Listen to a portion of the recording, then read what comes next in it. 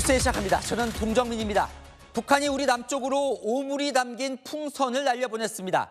어젯밤부터 오늘 오후까지 19시간 동안 260개나 내려보냈는데요. 접경 지역인 강원뿐 아니라 경북, 경남, 전북까지 전국으로 날아들었습니다. 봉투 안에는 쓰레기, 거름 등이 들어있었는데 폭탄이나 생화학 무기라도 들어있었으면 어땠을지 아찔하죠.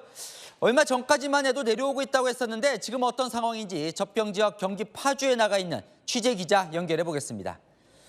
백승현 기자, 지금 상황 전해주시죠. 네, 이곳은 오늘 아침 풍선이 발견된 경기 파주시의 농장 앞입니다. 이곳 파주는 오늘 오후까지 북측이 날려보낸 오물풍선 최소 11개가 발견됐는데요. 지금은 북쪽에서 날아오고 있는 풍선은 없는 것으로 국방부는 파악하고 있습니다. 이곳에 떨어졌던 풍선은 비닐하우스 높이를 넘는 대형 풍선이었고 마찬가지로 오물이 담긴 비닐봉지를 매달고 있었습니다. 군 폭발물 처리반이 모두 수거해간 상황입니다. 어쩐 여기 뭐 공습인가 뭐 메시지 받고 좀 놀랬죠. 아침에 나와 있으니까 풍선이 나와 있더라고. 군인들 있고. 풍선만 2개 이렇게 있었어요. 그리고.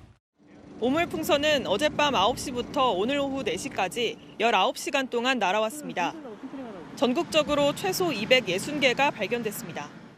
풍선은 경기 북부와 강원 같은 접경지뿐 아니라 서울 도심은 물론 충청과 전북, 경북과 경남에서도 발견됐는데요.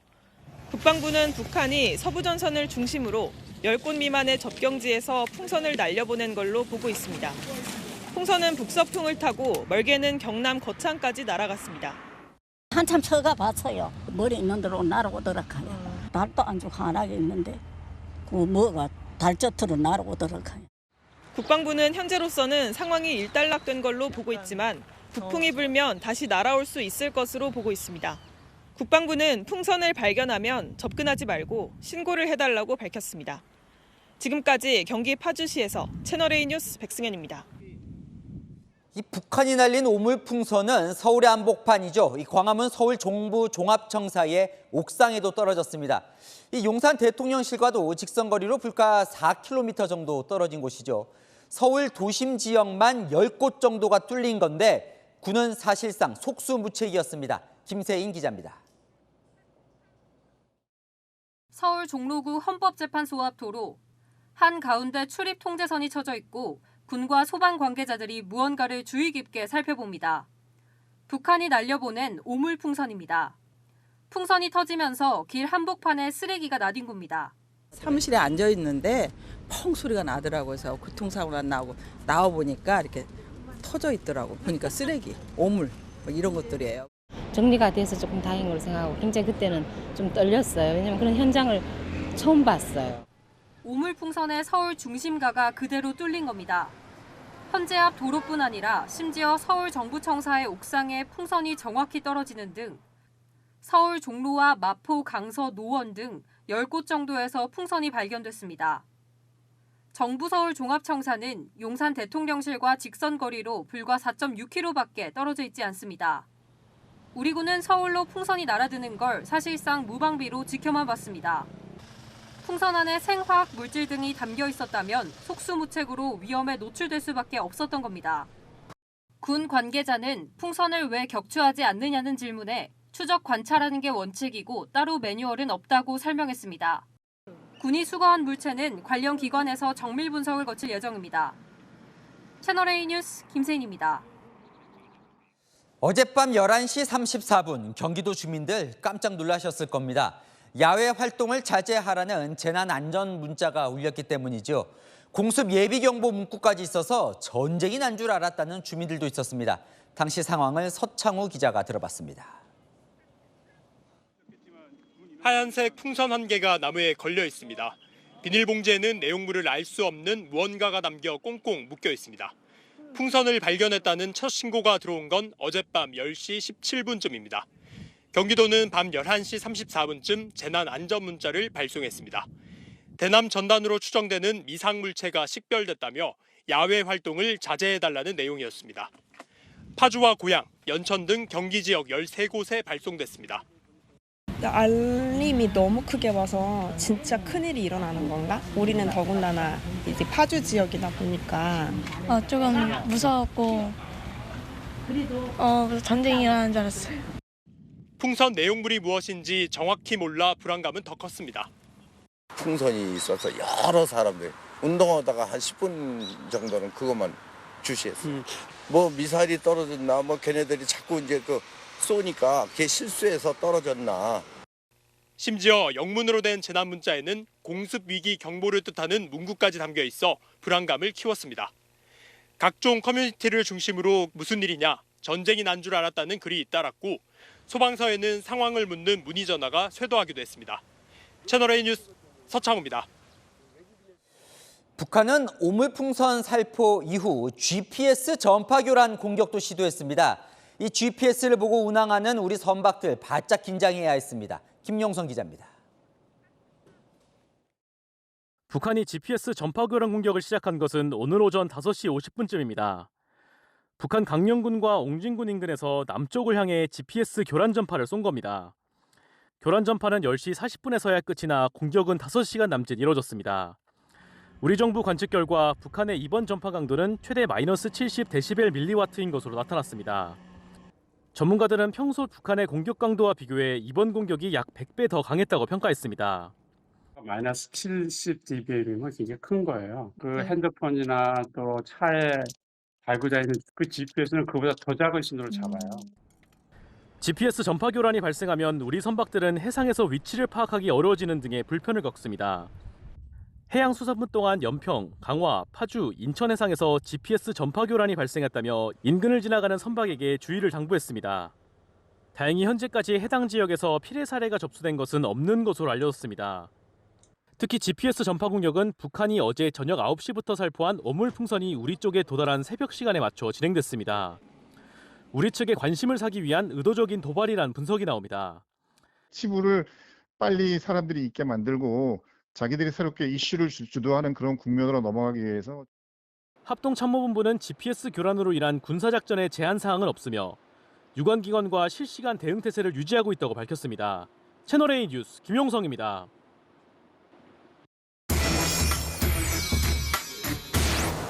네, 아는 기자 시작합니다. 외교안보 국제부 김민곤 기자 나와 있습니다. 한반도 전역이 북한 풍선에 뻥 뚫린 꼴이 됐습니다. 어떻게 된 거예요?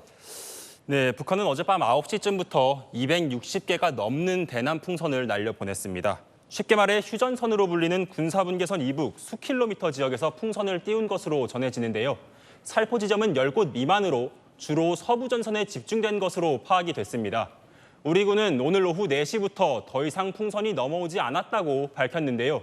위험 물질이 들어있을 수도 있는 북한발 풍선에 우리 국민들 19시간 동안 노출돼 있던 셈입니다. 그 풍선 안에 정확히 뭐가 들어있었습니까? 네, 이번에는 위험 물질은 일단 없던 것으로 파악이 됐습니다. 우리 군이 풍선 속 내용물을 회수해서 분석을 해봤는데요. 쓰레기와 거름 정도입니다. 제가 군에 조금 더 취재를 해봤는데요. 이 쓰레기 역시 단순한 생활 쓰레기들이었습니다. 찢어진 신발이나 담배꽁초, 종이 쪼가리 정도로 확인이 된 건데요. 인분이나 대남 전단지, 위험 물질은 없었다는 게 군의 설명입니다. 자, 그런데 뭐 왜 보냈는지도 궁금한데 그 좀 이따 물어보기로 하고, 그러면 우리는 어떻게 해야 돼요? 지금 날라온다. 뭔가 선제적으로 그래도 대응을 해야 되는 거 아닙니까? 사실 그런 비판이 나오는 것도 사실인데요. 북한이 이번에 날려보낸 풍선 260개는 하루 살포 기준으로 역대 최다입니다. 군은 대남 풍선 대응 매뉴얼은 없되 관찰과 추적을 면밀히 하라는 취지의 지침이 있다고 설명을 했습니다. 무인기의 경우에는 경고 사격을 먼저 한 뒤에 일정 구역을 넘으면 격추하게끔 지침이 마련돼 있지만 풍선이나 전단은 무인기와 그 성격이 다르다는 겁니다. 그러나 만에 하나라도 생화학 물질 등 위험 물질이 포함이 된다면 관찰과 추적만 하다가는 대형 참사가 일어날 가능성도 배제를 할 수가 없습니다. 풍향이 다시 북풍으로 바뀌면 북한이 언제든 풍선을 날려보낼 가능성도 제기가 되는 만큼 정밀하고 철저한 대응 매뉴얼이 시급하다는 지적이 나옵니다. 한반도 전역이 뚫렸다는데 어디까지 풍선이 내려간 거예요? 네, 맞습니다. 주로 수도권에 집중이 돼 있고 그중에는 서울 최중심지인 광화문 정부 서울청사 옥상도 있었습니다. 우연히 풍선이 간 것이라고 해도 공격이 가능하다는 얘기입니다. 이뿐만 아닙니다. 경기, 강원, 인천광역시 등의 사실상 모든 풍선이 떨어졌고 그 외 서울에 10여 곳이 살포된 것으로 전해졌습니다. 충청 이남 지역도 뚫렸는데요. 무주, 계룡뿐만 아니라 서울에서 200km 넘게 떨어진 경북 영천과 경남 거창까지 풍선이 도달했습니다. 글쎄요, 이게 북한이 의도적으로 이렇게 멀리 보내려고 한 걸까요? 예, 어떻습니까? 예, 일단 북한은 대남 풍선에 타이머가 설치된 기폭 장치를 달아서 비행 도중에 폭발하도록 조치한 것으로 확인이 되는데요. 수도권 이남까지 날아간 풍선의 경우엔 기폭 장치가 기능 이상으로 작동하지 않았던 것으로 보입니다. 저는 이게 사실 제일 궁금하던데요. 그 풍선 안에 찢어진 신발, 아까 김 기자 그랬어요. 담배꽁초 왜 보내는 거예요, 이런 걸? 예, 북한은 기본적으로 남한의 대북 단체가 날려보낸 대북 전단에 맞대응하기 위해서 이번 풍선을 살포했다고 설명을 합니다. 김강일 북한 국방성 부상은 이미 26일에 수많은 휴지장과 오물짝들이 곧 한국 국경 지역과 종심 지역에 살포될 것이라고 위협한 상황입니다. 태영호 국민의힘 의원도 오늘 채널A에 출연해 비슷한 설명을 하기도 했는데요. 들어보시겠습니다. 저렇게 쓰레기 어물을 대량 보내면 우리 국민들이 그걸 보내고 있는 일부 탈북 단체들 향해서 야 제발 보내지 마라 이런 국민적 여론을 형성해서 예, 대통령실 고위 관계자도 우리 국민이 어떻게 동요하는지 심리전이나 작은 위협들이 우리나라에 어떻게 작용하는지 시험하고 싶어하는 것 같다고 설명을 했습니다. 이와 동시에 그제 실패한 군사정찰 위성 발사 화풀이를 하고 실패 책임 여론을 외부로 돌리기 위한 의도란 분석도 나옵니다. 자, 이런 걸 보내는 국가가 있나 싶긴 하네요. 네, 잘 들었습니다. 아는 기자 김민곤 기자였습니다. 다음 소식입니다. 윤석열 대통령이 오늘 하루 4개 법안에 대해 거부권을 행사했습니다. 어제 야당이 강행 처리한 법안 5개 중 세월호 참사 관련법 이 한 건은 수용했는데요. 여야 합의 없이 처리된 법안에 대한 첫 번째 수용입니다. 21대 국회가 끝나면서 대통령이 거부한 4개의 법안은 자동 폐기됐습니다. 유승진 기자입니다. 21대 국회 마지막 날 윤석열 대통령이 4개 법안에 대해 거부권을 행사했습니다. 전세 사기 특별법, 민주유공자법 등 어제 야당이 국민의힘 불참 속에 강행 처리한 법안들입니다.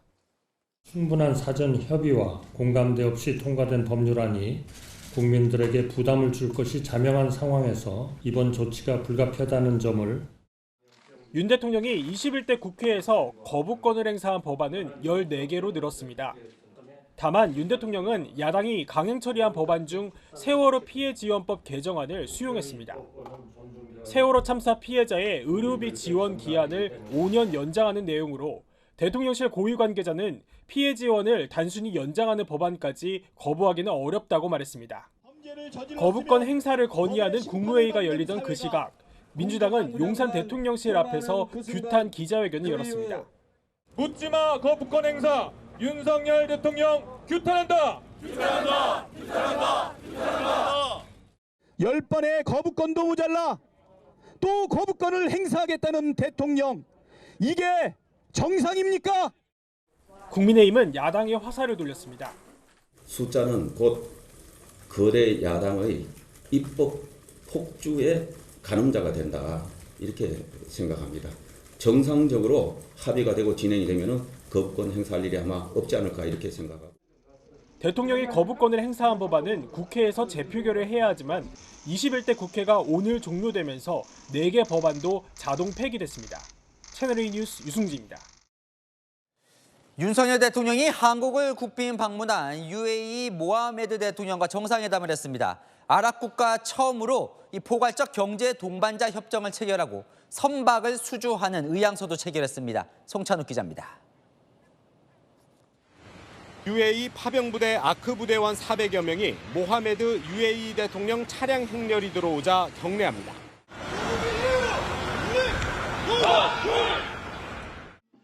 전통 의장대 호위를 받고 UAE 측 차량이 용산 대통령실로 향합니다. 윤석열 대통령은 1년 4개월 만에 답방한 모하메드 대통령을 대통령실 정문에서 맞이합니다. 대통령실 상공에는 공군 특수비행팀 블랙 이글스 8대가 UAE 국기색의 연기를 내뿜으며 비행합니다. 통상에 공식 환영식이 없던 에어쇼 등을 더해 UAE 대통령을 환대한 겁니다. 한 UAE 정상회담을 계기로 양국은 포괄적 경제 동반자 협정 세파를 체결했습니다. UAE와 아직 세파를 체결하지 않은 미국이나 EU, 일본, 중국 등 주요 경쟁국에 비해서 우리 기업의 수출 여건이 대폭 개선되리라 봅니다. 우리 정부는 자동차 등 시장 선점 효과를 기대하고 있습니다. 화물차는 발효 후 관세가 즉시 철폐되고 승용차는 10년 동안 단계적으로 철폐됩니다. 중동 방산 시장을 겨냥해 무기류도 즉시 철폐됩니다.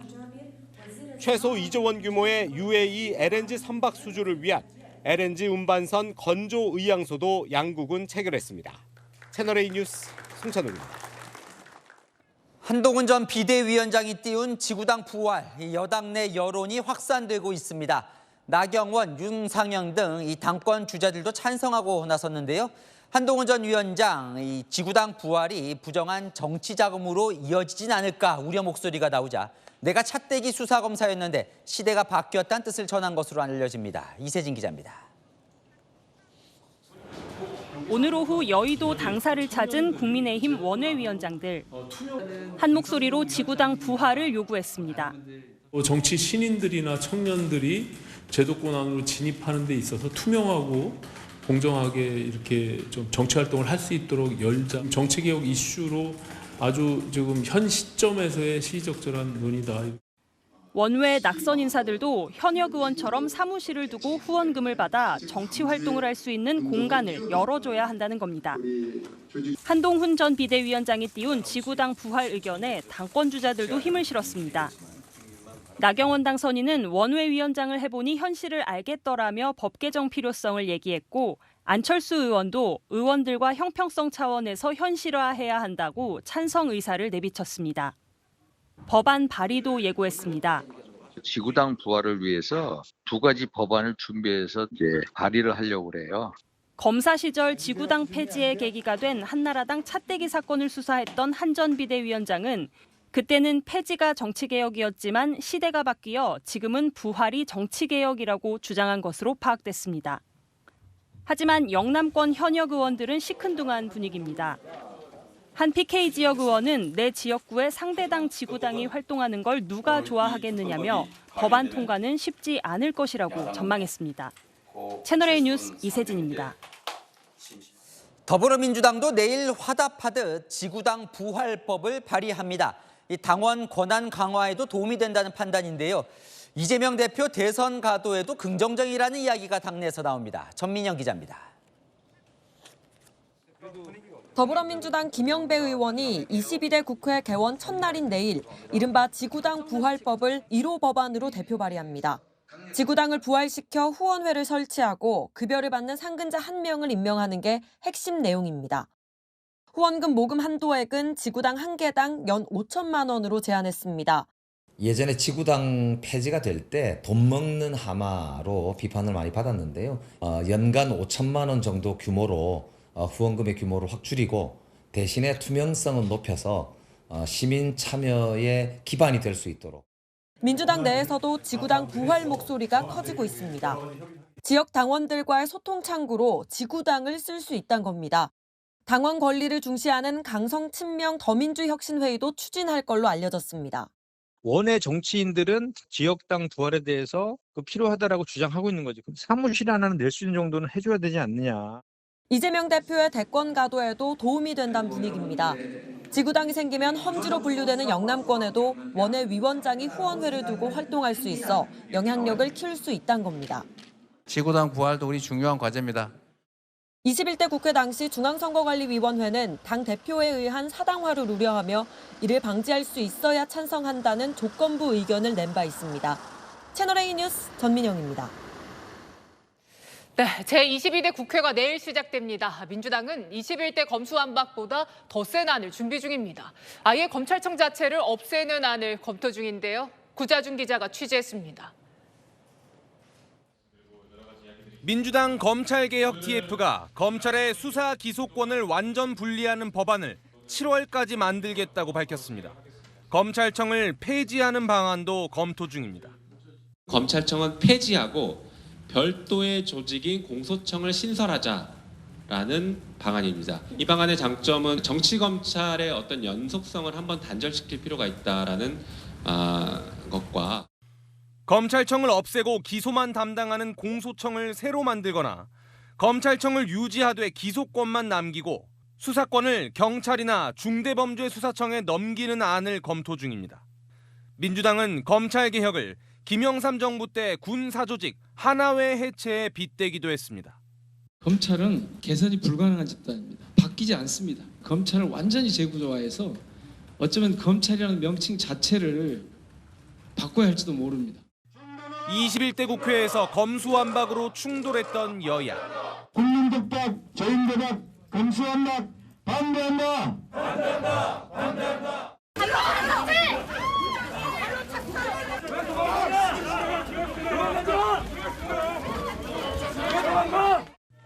22대 국회에서는 더한 충돌이 예상됩니다. 민주당은 검찰을 수사하는 특검법도 다음 달 3일 발의합니다. 검찰이 이재명 대표에게 혐의를 뒤집어 씌우기 위해 각종 조작 수사를 했다는 의혹이 핵심입니다. 채널A 뉴스 구자준입니다.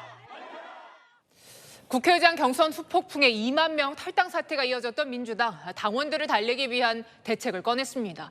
당론을 위반하면 사실상 공천에서 배제할 수 있다. 원내대표나 의장을 뽑을 때 권리당원의 표심을 반영한다는 내용입니다. 강성 팬덤이 더 심해질 거란 우려도 나옵니다. 이상원 기자입니다. 더불어민주당이 당론을 위반하면 부적격으로 심사해 공천 불이익을 주는 방안을 추진합니다. 당론을 위배할 시에 대한 이 불이익이나 제재에 대한 규정이 없어서 그 규정을 좀 명문화할 예정입니다. 당에서는 이재명 대표가 앞장선 횡재세 논의가 당내에서 막힌 것, 이 대표 체포 동의안 가결 사태 등을 예시로 거론합니다. 같은 당 국회의원들이 자기 당 대표를 팔아먹었습니다. 이 대표도 22대 당선인들에게 당론을 강조한 바 있습니다. 당론으로 어렵게 정한 어떤 법안들도 개인적인 이유로 반대해서 추진이 멈춰버리는 이런 사례를 제가 몇 차례 봤기 때문에 그건 정말로 옳지 않다. 권리당원들의 권한도 커집니다. 그동안 의원들이 선출했던 국회의장단 원내대표 선거에 권리당원 투표권을 20% 반영하고 과반 득표자가 없으면 권리당원들의 선호 투표 순위로 결정한다는 겁니다. 추미애 당선인의 국회의장 경선 탈락 이후 당원들의 탈당 러시를 고려한 것으로 보입니다. 당내에선 이재명 1급 체제 강화, 강성 팬덤 정치 심화 등을 우려하는 목소리도 나옵니다. 채널A 뉴스 이상원입니다.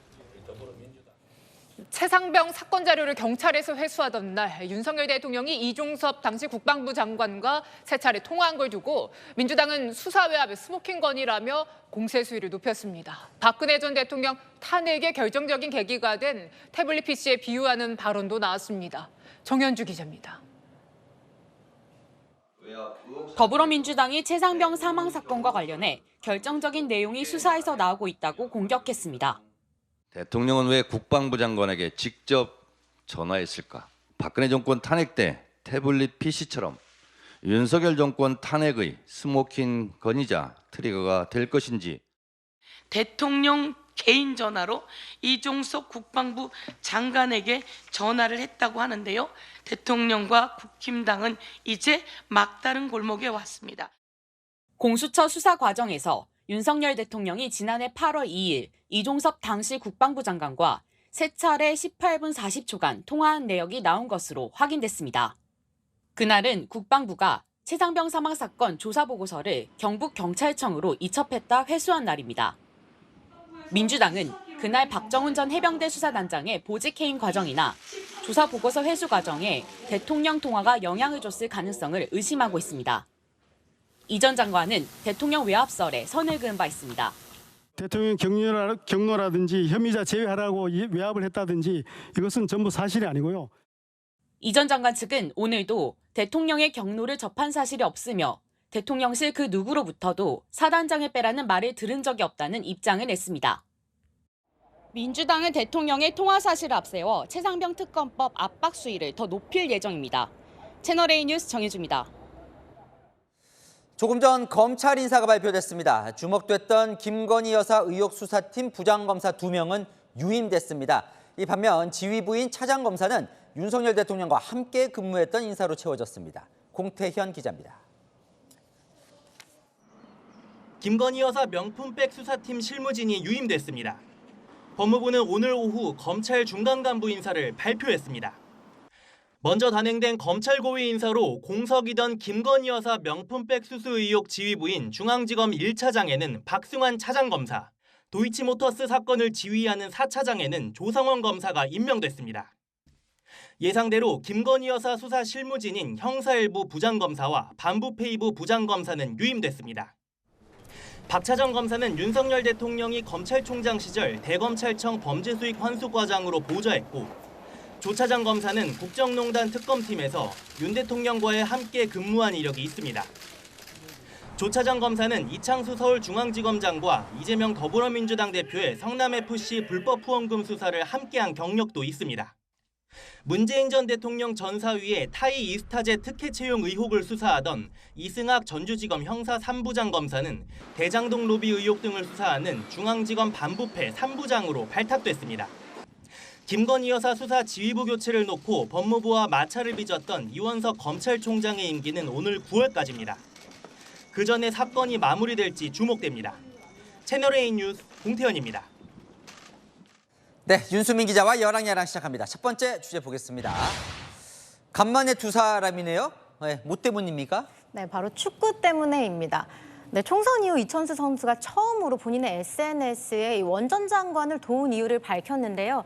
부인이 처음에 미쳤냐고 했는데도 도운 이유 이렇게 말했습니다. 오빠는 원래 당이 없어요. 오빠가 약간 축구에 있는 진심이잖아요. 처음에 전화할 때 제가 욕했어요. 오빠 미쳤어? 근데 하나도 안. 월드컵 멤버들이 이제 제주도를 간 거야. 여자 축구의 저변 확대를 위해서 학교를 가서 축구해주는 이런 게 있었는데. 사강 신화의 2002 축구팀이 왔습니다. 그때부터 이제 제주도의 축구와 여자 축구에 대한 지원이 좀 더 우리가 간 후에 더 해준 거지. 그러니까 제주도지사 때 이제 축구를 지원해 준 게 인상이 깊었다. 그래서 도왔다는 거네요. 네, 이천수 선수 그때 조언도 했다고 하는데요. 당시 원전지사 이런 반응을 보였다고 합니다. 제주도가 따뜻하니까. 근데 운동량이 없어 못 오니까 그런 걸 해야 됩니다. 근데 바로바로 바꾸더라고. 사람 괜찮냐 하다가 내 나와바리로 온 거 아니야. 그래서 도와준 거지. 축구의 진심인 이 선수, 과거 송영길 민주당 의원을 지지한 이유도 다시 인천FC에서 축구를 하게 해줬기 때문이라고 했었죠. 요즘 총선 이후에 두 사람은 어떻게 지내고 있어요? 네, 이 선수는 축구 해설위원을 하고 있고요. 원전 장관은 대통령 특사로 내일 엘살바도르 대통령 취임식에 참석합니다. 그렇군요. 다음 주제 보겠습니다. 이명박 전 대통령 그리고 방한 중인 아랍에미리트 대통령 같은데요. 15년 깐부요. 네, 두 사람 15년째 우정을 이어오는 깐부 사이인데요. 모하메드 대통령 오늘 한국의 주택가에 등장했습니다.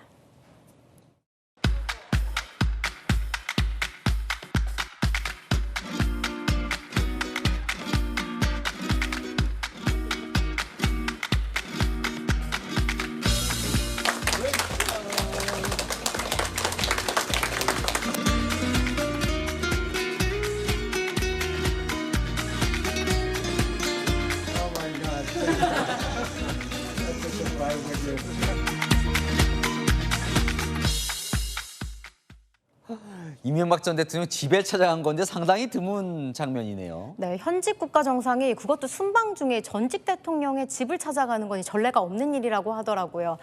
네, 두 사람의 인연은 2009년 원전 수주 과정에서 시작됐는데요. 15년 동안 수차례 양국을 오가며 친분을 다졌습니다.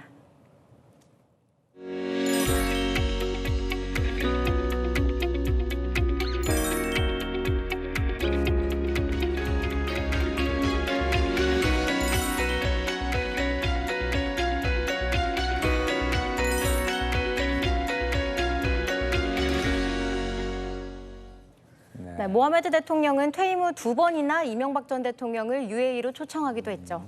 오늘은 만나서 무슨 대화를 했대요? 네, 대화는 1시간 정도 이어졌는데요. 이 전 대통령 윤석열 정부와의 협력, 원전 투자 유치 등을 강조했다고 합니다. 모하메드 대통령은 한국과 UAE가 형제 관계라고 화답했다고 하네요. 네, 주제 하나 더 보겠습니다. 한동훈 전 비대위원장의 면담, 뭔가 신경전이 계속되는 것 같습니다. 네, 조정은 위원장은 국민의힘 총선 백서를 맡고 있죠. 이걸 위해 한동훈 전 위원장 면담하겠다고 하자 친한계 한 장동혁 의원 백서 특위가 특검이냐고 반발했었죠. 그랬던 장 의원이 오늘 조정은 의원과 총선 백서를 위해 2시간 면담을 했습니다. 개인적인 견해고 그 여부는 특위에서 결정하실 문제라고 생각해요. 그걸 한마디로 말씀드릴 수 있을까요? 장동혁 전 사무총장님이 앞으로 어떻게 발언하실지 저는 알 수 없습니다만 절대로 불쾌한 순간은 없었다고 생각합니다. 오히려 뭔가 하여튼 미묘한 신경전이 느껴지네요. 네, 한 전 위원장의 면담 문제를 매듭짓지 못하면서 이 불편한 분위기가 이어졌는데요. 조정은 위원장 면담을 강행하겠다는 의지를 굽히지 않았습니다. 요청은 드렸고요. 아직 일정은 확정되지 못한 상태입니다. 그분을 위해서 필요하다고 생각합니다. 총선에 관여한 모든 분들이 평가 대상이십니다. 네, 백서라는 게 패배를 되풀이하지 않기 위해 총선 실패 원인과 책임을 담게 돼 있는데요. 당권 주자로 떠오른 한 전 위원장, 과연 이 면담 요청을 받아들일까요? 네, 지금까지 열한야랑이었습니다. 네, 서울경찰청에서 수사를 받던 중에 달아났던 경복궁 담벼락 낙서 지시 배우인 일명 이 팀장. 이 도주 당시엔 수갑을 차고 있었는데요. 이 수갑 숨어있던 교회 지하실에서 발견됐습니다. 이 양손에 채워넣은 수갑을 힘으로 뺐다고 진술했다고 합니다. 권경문 기자의 단독 보도입니다. 골목길을 빠르게 뛰어가는 남성. 그 뒤를 경찰이 뒤쫓습니다. 경복궁 낙서범의 배후 이 팀장 강모 씨입니다. 자세히 보니 강 씨는 오른손을 뒷짐지듯 숨기며 달립니다. 오른손에 수갑이 채워진 채 달아나고 있었던 겁니다. 강 씨를 수사 중인 수사팀은 강 씨가 수갑을 찬 채 도주했다고 밝혔습니다. 조사를 받던 중 흡연하기 위해 경찰 수사관 2명과 함께 건물 밖 마당으로 나왔고 수갑은 차고 있었다는 게 경찰의 설명입니다. 이후 수사관들이 강 씨를 데리고 건물로 들어가려 출입문에 지문을 찍는 사이 틈을 비집고 도망쳤다는 겁니다. 강 씨를 다시 붙잡아 조사한 경찰은 강 씨가 울타리를 넘을 때 왼손을 수갑에서 뺐고 오른손은 도주 중 뺀 걸로 보고 있습니다. 수갑은 강 씨가 검거된 교회 지하에서 발견됐습니다. 강 씨는 경찰 조사에서 힘으로 양손 수갑을 뺐다고 진술한 걸로 전해졌습니다. 강 씨 양쪽 손목에는 수갑에 베인 상처가 있었던 걸로도 전해졌습니다. 수갑을 차지 않고 흡연을 했다는 어제 설명과 달라진 것에 대해 경황이 없어서 확인이 부족했다고 설명했습니다. 강 씨의 도주를 두고 진상조사 중인 서울경찰청은 당시 수갑이 양손에 제대로 채워져 있었는지 헐겁게 채워져 있었던 건 아닌지 등을 조사하고 있습니다. 채널A 뉴스 권경문입니다. 경찰이 붙잡은 피의자가 도주하는 일 알고 보면 이번뿐만이 아닙니다. 일선 지구대나 파출소에서도 도주국이 이어지고 있는데요. 대체 왜 반복되고 있는 건지 이혜주 기자가 그 실태를 취재했습니다. 경찰과 함께 지구대로 들어서는 파란색 점퍼 차림의 남성. 결박 없이 한 손을 바지 주머니에 넣고 있습니다. 이 남성은 40분도 채 되지 않아 지구대 출입로로 뛰어나오더니 전력 질주합니다. 1분 뒤 경찰관 3명이 허겁지겁 남성을 찾기 시작합니다. 네팔 국적의 불법 체류자 A씨가 도주한 건 지난 9일 밤 10시 30분쯤. 경찰은 출입국 관리법 위반 혐의로 현행범 체포된 A씨를 앉혀둔 채 신병 인계 서류를 작성 중이었습니다. 서류를 작성하던 경찰이 자리를 봤을 땐 이미 도망친 후였습니다. A씨는 다음 날 오후 4시쯤 지인 집에서 붙잡혔습니다.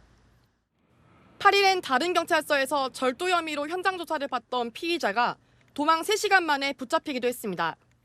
현행범 체포 시엔 도주 방지를 위해 수갑을 사용할 수 있지만 인권 문제로 제약이 따릅니다. 범죄의 심각성과 비례해서 경찰 장구를 쓰거든요. 경미한 사건에 수갑을 채우고 하면 그것 자체도 인권 침해라고 하는 비판이 있을 수 있으니까. 서울경찰청은 피의자를 놓친 경찰을 감찰하는 한편 지구대 파출소에서 피의자를 체포하면 경찰서 통합 당직 수사팀에서 조사하도록 할 방침입니다. 채널A 뉴스 이혜주입니다. 군기 훈련을 받다 쓰러진 훈련병이 숨진 사건. 규정을 어긴 얼차려였는지도 조사 중이지만 이 상급병원으로 이송하는데 3시간이나 걸린 점도 함께 짚어봐야 합니다. 이 제때 치료를 못 받은 건 아닌지요. 강경무 기자입니다.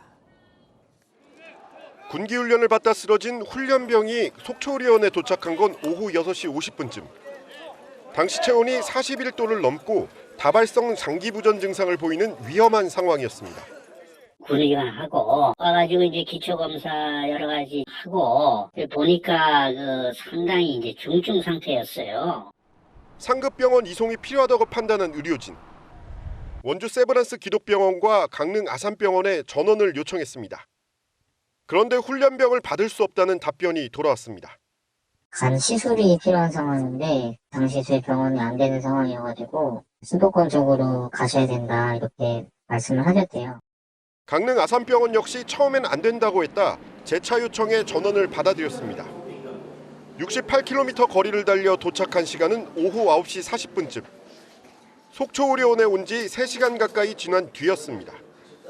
중환자실에서 치료받던 훈련병은 25일 오후 3시쯤 숨졌습니다. 한시가 급한 상황에서 골든타임을 놓친 게 아니냐는 지적이 나옵니다. 경찰 수사는 속도를 내고 있습니다. 신병교육대대를 찾아 함께 군기훈련을 받은 훈련병 5명을 상대로 참고인 조사를 벌였습니다. 군기훈련이 진행된 연병장 현장 조사도 진행됐습니다. 얼차려 과정의 규정 위반, 훈련병에 대한 응급처치와 후송 등이 제대로 이루어졌는지를 중점 수사 중입니다. 이후 중대장 등의 업무상 과실치사 및 직권남용 가혹행위 등에 대한 입건 여부를 결정한 방침입니다. 채널A 뉴스 강경모입니다. 사고 피해자를 매달고 그대로 질주한 만취 차량. 용감한 시민이 9km를 추격한 끝에 운전자를 검거하는 데 성공했습니다. 조현진 기자입니다. 도로를 달리는 SUV 차량. 속도를 줄이지 못하고 서 있는 쓰레기 운반 트럭을 들이받습니다. 차에서 내린 트럭 운전자, SUV에 접근해 운전자와 잠시 이야기를 나눕니다. 그런데 갑자기 SUV 차량이 슬금슬금 달아나기 시작합니다. 트럭 운전자가 조수석을 붙잡자 그대로 매단 채 속도를 높입니다. 뒤에서 광경을 지켜본 승용차 운전자. 112에 신고한 뒤 SUV 차량을 쫓기 시작합니다. 112 상황실하고는 통화는 안 끊었죠. 위치를 계속 알려줬었죠. 500여 미터를 끌려가던 피해자는 결국 힘이 빠져 도로에 굴러떨어집니다. 승용차 운전자는 동승자를 내려 구호 조치를 시킨 뒤 추격을 계속합니다. 9km 넘게 추격한 끝에 인천까지 가게 됐고 SUV 운전자는 차량을 버리고 달아났지만 결국 경찰에 붙잡혔습니다. 음주 측정 결과 혈중 알코올 농도가 면허 취소 수준인 만취 상태였습니다. 오만 생각이 다 들었던 것 같아요. 더 사고 나면 안 되는데 다른 사람도 다치면 안 되는데 그런 생각이 좀. 피해자는 다행히 생명엔 지장이 없는 것으로 알려집니다. 경찰은 가해 운전자를 도주치상과 음주운전 등 혐의로 입건하고 검거에 도움을 준 운전자에게 감사장을 전달했습니다. 채널A 뉴스 조현진입니다. 로또 1등 번호를 예측할 수 있는 AI 기술이 나왔다면 혹하시지 않겠습니까? 특허받은 당첨번호 예측 서비스라며 광고까지 하는데 이 사이트들 과학적 근거는 없습니다. 소비자들 피해가 그런데 늘어나고 있습니다. 임종민 기자입니다. 온라인에서 로또 당첨번호를 추천해준다는 사이트입니다. 3년에 240여만 원 되지만 지금 하시게 되면 이벤트 기간이라서 41만 원. AI를 이용한 방법으로 특허까지 받았다며 한 달 2만 원부터 7년에 수백만 원대까지 유료 회원 가입을 권유합니다. 통계를 해서 인공지능 AI가 일단 분류를 합니다. 이걸 저희가 특허를 받은 거예요.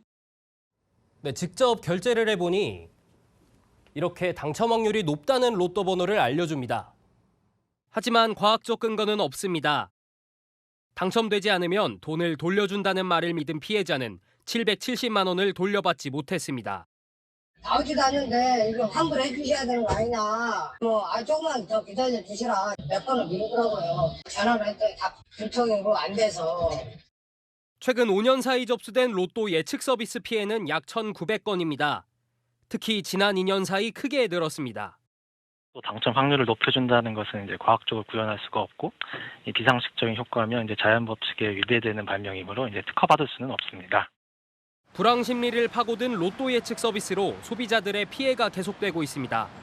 채널A 뉴스 임종민입니다.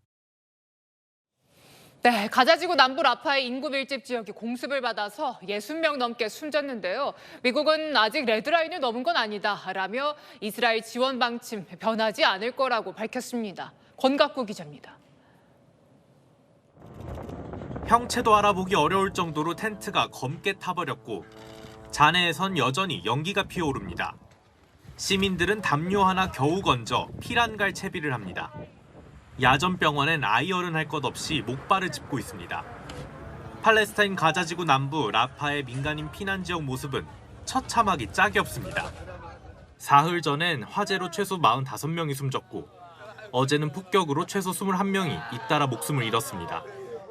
دخلت الخيمة لقيت لقيت من الخيمة دخلت الخيمة لقيت المرأة كلها بتنزف والولاد بنزفوا حالة.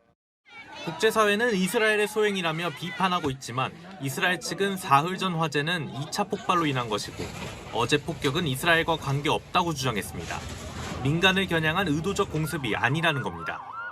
Despite our efforts to minimize civilian casualties during the strike, the fire that broke out was unexpected and unintended.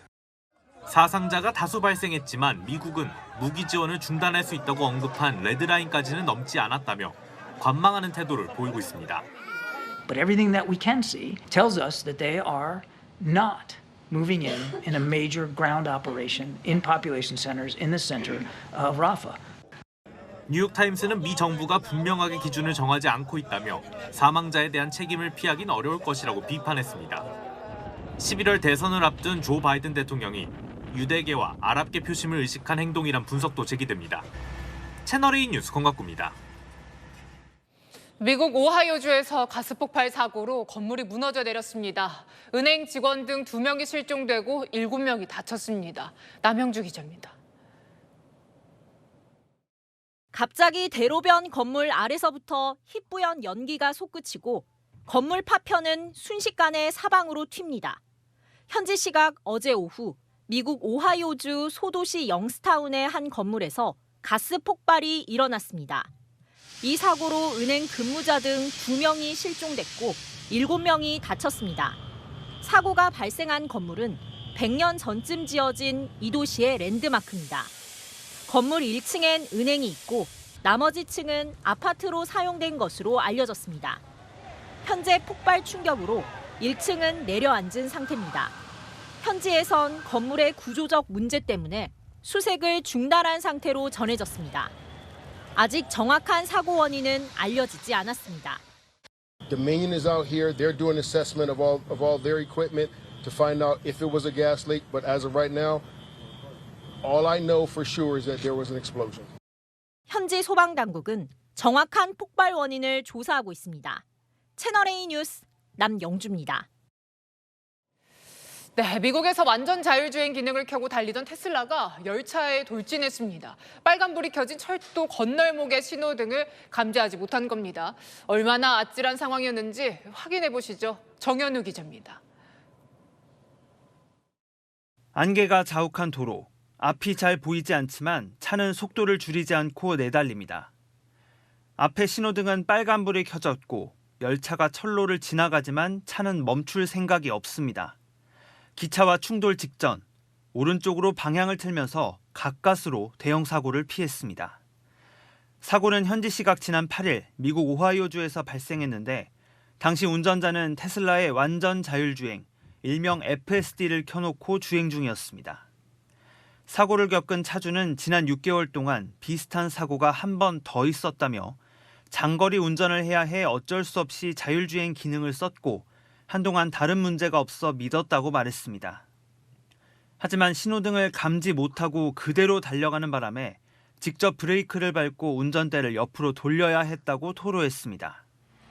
테슬라 차주들은 일시불로 $8,000, 우리 돈 1,090만 원을 내고 완전 자율주행 기능을 이용합니다. 하지만 이름과 달리 이 기능은 테슬라 스스로도 운전자의 적극적인 감독이 필요하다고 소개하고 있습니다. 사고가 잇따르는 가운데 미국 검찰도 테슬라가 완전 자율주행으로 홍보한 것이 사기에 해당하는지 수사하고 있습니다. 채널A 뉴스 정현우입니다. 삼성전자 노조가 처음으로 파업을 선언했습니다. 현충일 다음 날 단체 연가를 내는 방식인데요. 박지혜 기자입니다. 삼성전자 최대 노조인 전국 삼성전자 노동조합이 파업을 선언했습니다. 1969년 창사 이래 처음입니다. 한 단계 한 단계 단계를 밟아나가서 우리가 원하고 하자는 총파업까지 가기 위해서 시작을 합니다. 노조 측은 올해 노사협의회가 정한 임금 인상률 5.1%를 거부하고 6%대 인상을 주장하고 있는데 어제 8차 본교섭이 결렬되자 파업 카드까지 꺼내든 겁니다. 노조의 1호 지침은 연가 투쟁입니다. 현충일 다음 날인 6월 7일 징검다리 연휴, 전 조합원이 단체로 연차를 소진하도록 권고했습니다. 노조원은 약 28,400명, 전체 직원의 22% 수준인데 상당수가 반도체 부문 소속입니다.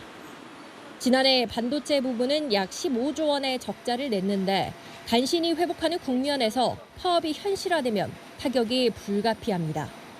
삼성전자 측은 노조 파업 시 가용 수단을 총동원해 생산 차질을 최소화하겠다고 밝혔습니다. 삼성은 국정농단 사건 이후 준법감시위원회의 권고에 따라 노조 설립을 허용했습니다. 무노조 경영이라는 말이 나오지 않도록 하겠습니다. 노동 3권을 확실히 보장하겠습니다. 안팎의 위기 속 오늘 삼성전자 주가는 3% 넘게 떨어졌습니다. 채널A 뉴스 박지혜입니다. 일을 끝낸 뒤 부업으로 돈을 버는 일명 엔잡러 50만 명이 넘는데요. 요즘 키워드는 비대면입니다. 사람들과 마주하지 않아도 되는 킥보드 반납이나 오디오북 녹음 등이 인기입니다. 수입도 쏠쏠하다는데요. 경제카메라 김재혁 기자가 취재했습니다.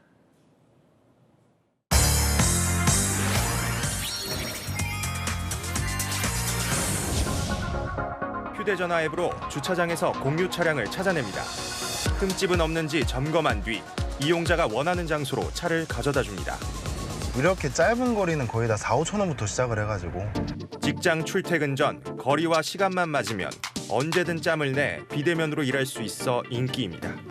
정해진 구역에다가 하고 반납하면은 그만큼의 리워드가 들어오니까 이게 진짜 딱 직장 다니면서 가볍게 할 수 있는. 올 1분기 부업을 한 적이 있는 취업자는 55만 2천 명. 1년 전보다 22% 넘게 늘었습니다. 60대 이상 엔잡러는 20만 명에 육박했는데 어르신들의 부업 중 하나는 공유 킥보드를 안전한 곳에 놓아주는 겁니다. 다니면서 이렇게 정리해놓은 거죠. 시간도 딱 3시간 하고 제 취미생활 같은 거 복지관에 가서 여러 가지 배우는 것도 있고. 하루 3시간씩 일주일 일하면 약 23만 원을 법니다. 강아지를 좋아하는 사람들은 이렇게 주인 대신 산책을 시키거나 자신의 집에서 강아지를 돌봐주면서 돈을 벌 수도 있습니다. 대형견을 산책시키면 주말엔 1회당 3만 원 정도의 부수입이 생깁니다. 야간에 하는 시간보다 한 1시간 한 정도로 그만큼 벌 수 있으니까 이게 시간 절약도 되고. 듣는 책인 오디오북 녹음은 집에서도 할 수 있어 주로 주부들이 찾습니다. 나는 희미한 초콜릿과 비스킷 향이 나는 취미로 시작을 했는데 이게 돈이 되네? 이렇게 되면서 약간 부업이지만 본격화된 것 같은. 비대면으로 일할 수 있는 플랫폼 일자리가 다양해지면서 부업을 뛰는 엔잡러도 빠르게 늘고 있습니다. 경제카메라 김재혁입니다. 네, 한국과 일본 국민이 여권 없이 양국을 왕래하는 방안, 일본도 논의할 전망입니다. 기시다 일본 총리의 최측근인 다케다 료타 일한 의원연맹 간사장이 채널A와의 단독 인터뷰에서 밝혔는데요. 도쿄 김민지 특파원입니다. 최근 우리 정부 고위 관계자가 여권 없는 자유왕래 등 한일 간 출입국 절차 간소화 방안을 검토 중이라고 밝혔는데 한일 간 파이프 역할을 하는 7선의 자민당 중의원 다케다 료타 일환 의원 연맹 간사장이 채널A와의 인터뷰에서 이 가능성을 시사했습니다. いろいろな改革案というか今までなかったシステムを導入をしていくという試みはね必要だというふうに考えておりますし我が国でも今から議論を進めていきたいなというふうに。 지난해 한일 총 왕래 인수는 900만 명이 넘을 정도로 민간 교류가 활발해졌습니다. 유럽연합 가입국끼리 여권 검사 없이 통행하도록 한 쉥겐 조약 같은 구상을 적용해 한일 교류를 더 확대하겠다는 겁니다. 이 같은 미래지향적 구상도 있지만 양국 앞에 놓인 현안 해결도 필수입니다. 라인야오 사태에 대해선 민간의 문제라며 총무성 등 일본 정부의 개입은 없다고 재차 강조했습니다. 全くの韓国側の誤解であって、総務省は全く強制指導なんかしてないんですね。再発防止策を取っていただきたい。 다만 강제동원 역사가 있는 사도광산의 유네스코 등재와 관련해선 추진 의지를 굽히지 않았습니다. 韓国の皆さんがこの問題に対してどういうお気持ち、お考えを持っているかということも、我々は承知していますけども、登録実現に向けてね、さまざまな方々と話し合いながらね、しっかりとやっていきたいと思います。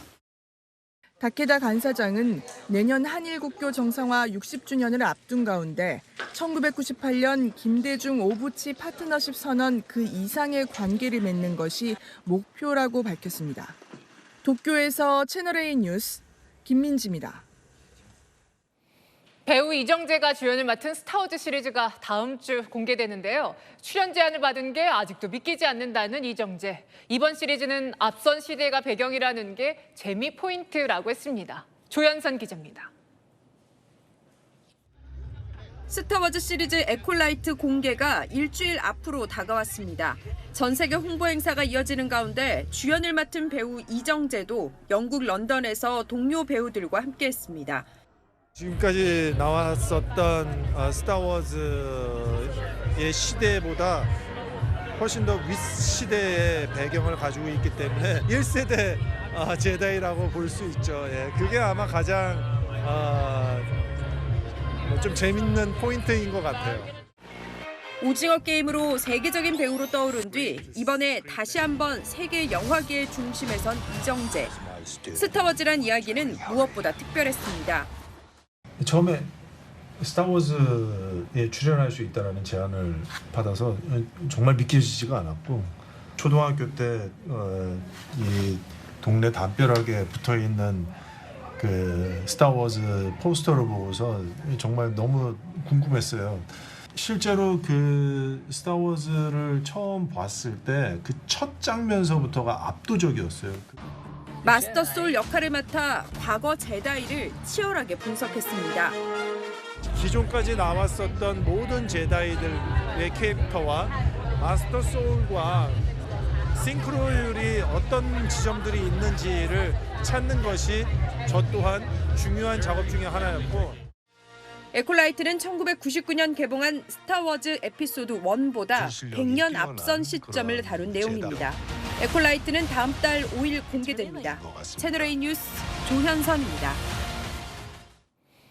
고교 야구의 전통의 강호 덕수고가 황금사자기를 품었습니다. 내년 프로 무대에서 활약할 선수들을 포함해서 올해 열린 28경기 전승 행진을 달릴 정도로 막강한 전력을 과시하고 있습니다. 김모영 기자입니다. 재학생들과 졸업생 그리고 학부모까지 가세한 응원 열기가 프로야구를 방불케 합니다. 동아일보가 주최해온 지난 78년간 숱한 역사를 만든 황금사자기 대회 현장입니다. 덕수 화이팅!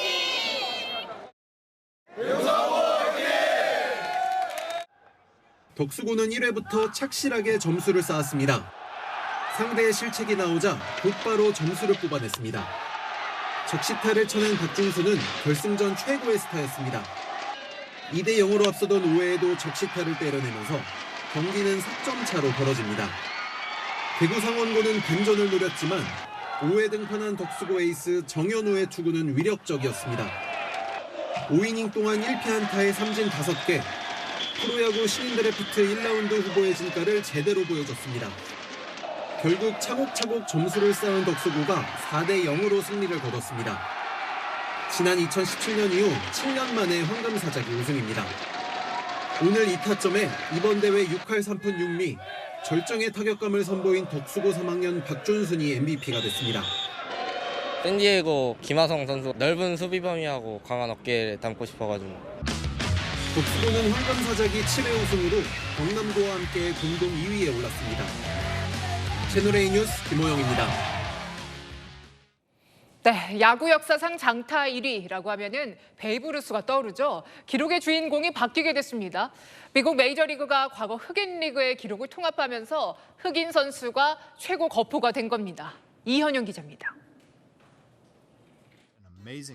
미국 야구의 전설 베이브 루스는 역대 장타율 1위에 빛나는 거포의 상징이었습니다. 베이브 루스가 은퇴를 앞둔 시점, 미국 흑인 리그엔 엄청난 타자가 등장했습니다. 흑인 베이브 루스로 불린 조시 깁슨이었습니다. 깁슨이 은퇴한 지 80년이 다 돼가는 지금 이제 베이브 루스가 백인 조시 깁슨으로 불릴지도 모릅니다. 메이저리그가 2020년부터 추진한 흑인 리그와의 기록 통합을 내일부터 적용하기 때문입니다. 이렇게 되면 베이브 루스는 물론 타격의 전설 타이 콥의 기록까지 깁슨이 경신하게 됩니다. 흑인 리그는 인종차별이 심했던 시절 미국에서 따로 열린 리그입니다. 총 70개 팀이 이상이 활약했고 전성기이던 1930년 초엔 30개 팀 가까이 동시에 운영됐습니다. 메이저리그는 아픈 역사를 편입하면서 3년 넘게 2,300명 넘는 선수들의 기록을 확인했습니다. 흑인 리그 통합엔 또 다른 이유도 있습니다. 미식 축구나 프로농구에 비해 흑인 선수와 팬의 비율이 줄어들면서 경기력과 흥행 면에서 향후 잠재력이 떨어지고 있다는 우려가 커지고 있는 겁니다. 흑인 선수들이 전체적으로 줄어들고 있다는 것은 계속해서 이거 거의 한 15년, 20년 가까이 계속 지적이 된 상황이었어요. 일종의 유화적인 제스처라고 볼 수 있죠. 메이저리그는 지난 2021년 흑인 선수 6명을 뒤늦게 명예의 전당에 헌액했습니다. 채널A 뉴스 이현용입니다. 낮이면 얼음 띄운 시원한 음료가 절로 생각나는 요즘입니다. 화창한 하늘 아래 더위가 이어지는데요. 내일은 막다가 오후부터 차츰 흐려지겠고 26도 안팎의 낮더위는 계속되겠습니다. 낮 동안 전국적으로 자외선이 강하겠고요. 강한 자외선이 대기 오염물질과 만나면서 충청 이남 지역을 중심으로 오존도 많이 생성되겠습니다. 오존은 마스크를 써도 막을 수 없어서 실내에 머무는 게 가장 좋습니다. 내일 동해안과 남해안, 제주 해안에 높은 너울이 밀려들겠고 서해상과 동해상에는 짙은 안개가 끼겠습니다.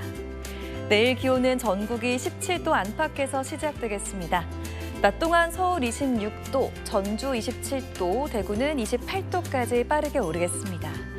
당분간도 낮더위가 이어지겠고 대부분 맑겠지만 금요일엔 제주에, 주말에는 강원에 비가 내리겠습니다. 날씨였습니다. 이 북한의 오물 풍선 공격, 정상 국가라면 상상도 못할 일이죠. 일일이 격추하기는 애매하다지만 결과적으로 우리 군도 정부도 속수무책입니다. 오늘은 오물이지만 내일은 뭐가 될지 모릅니다. 그때도 오늘처럼 그냥 지켜만 봐야 하는 건지 걱정을 지울 수가 없습니다. 마침표 찍겠습니다. 풍선 공격의 속수무책, 뉴스에 마칩니다. 감사합니다.